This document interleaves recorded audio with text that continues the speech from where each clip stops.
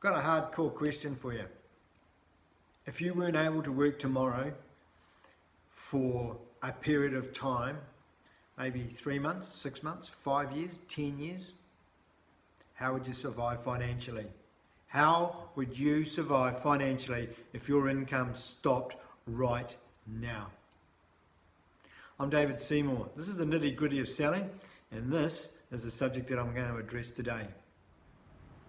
So, be honest with yourself and answer the question, how would you survive financially if you had no income from your normal job as of tomorrow? And not just you, but what about your family? How will they cope? This is something you really need to be honest with yourself about. Unless you've got good investments, in shares or bank investments or whatever it may be. Maybe you've got some property investments which you could draw upon, or maybe you're lucky enough to have a business that will continue to generate a good income if you're not there.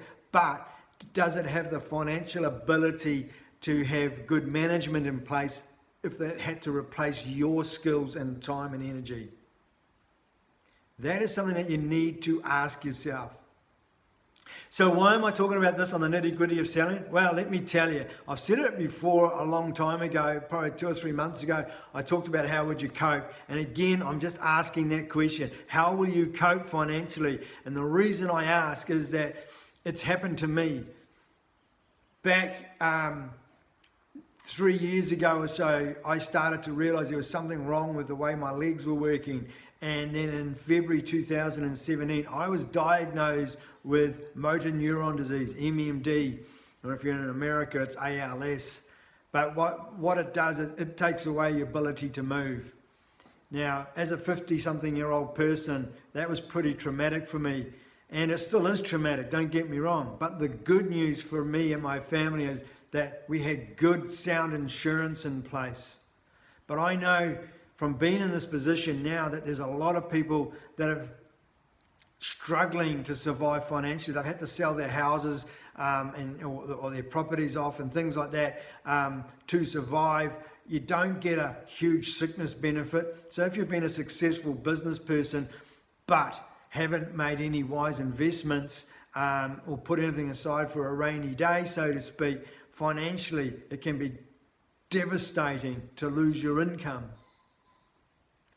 So my suggestion to you is take a look at what it is that you're doing right now as far as your insurances go. Are you adequately, or even what I use the word, fully insured? Yeah, sure, you insure your cars because you don't want to, have to pay to fix it if someone crashes it for you. If your house has a disaster, you'll cover that. Even a lot of people cover medical insurances and so forth, which is great, and life insurances. But what about your income? Take care of your income insurance. It's the most undersold insurance probably in the world. Seriously. If you have not got good income protection that allows you to maintain a fairly similar lifestyle to what you've got now, whilst you're fit and well, you need to review it. Seriously. Now look, I had a really good career with LJ Hooker and Whangarei, and I was smashing it before I was diagnosed. I was earning a really good income. My insurance is not the same level as what my income was, but we put our insurance in place to make sure that we would still be able to pay our mortgage, our power bills, our phone bills, run the cars, still be able to enjoy a little bit of extra things in life, and like going away for a weekend or whatever it is, a few days away. If we want to buy a new this or that, we can afford to do it. Sure, I don't have the huge income I used to have, but I've got a satisfactory, really comfortable lifestyle still. So I'm encouraging you to sit down and be honest with yourself. How will you survive if you lost your income due to accident or illness tomorrow? Yep, ACC will pay some of your costs and that sort of thing, but A, they're a bastard to deal with sometimes and it can be a slow process, and B, if you're on the sickness side of things, there isn't a lot there for you, seriously. Yep, the Ministry of Health will provide some sort of aids and all those sort of things, and there's hospice that'll do different things for you and those sort of things. But I'm telling you is that over the long term, it's the financial side of it that is just as important. So please take a long, hard look at what you've got and make sure it's adequate. Secondly, if you're a sales manager or a business owner, get your staff to do this. Get your staff to consider their financial situation. Look, I know a lot of successful salespeople out there that are earning good money, you know, $200,000, $300,000, $400,000 a year, but they've got no financial plan in place.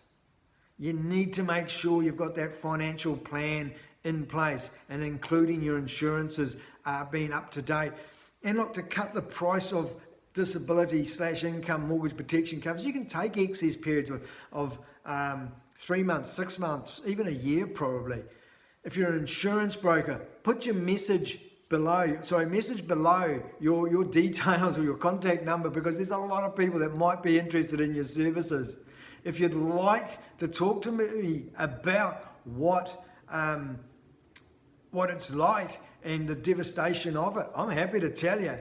Because I tell you, it's not all fun and games being terminally ill, but still having to deal with things financially. But luckily for us, we are covered whilst in this situation. And don't think it won't happen to you.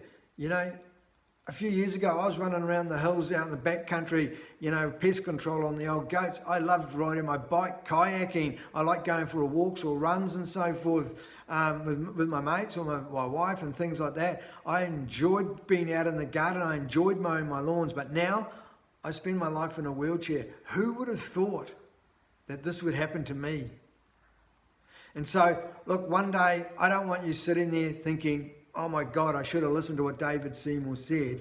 I'd rather have you sitting there going, I am glad I listened to that piece of advice and went and got insurance in place, just in case. It's money well spent, because you just don't know. You insure your house, which is worth, $300,000, $400,000, $500,000, $1 million. You'll insure that, but you won't insure your income? Come on, people. Get smart. Do the right thing for yourself and for your family. Hey, that's my piece of advice for the day. I'm David Seymour. This is the Nitty Gritty of Selling. Please like and share this with all your friends and so forth. It's an important message. And feel free to comment below. Thanks very much.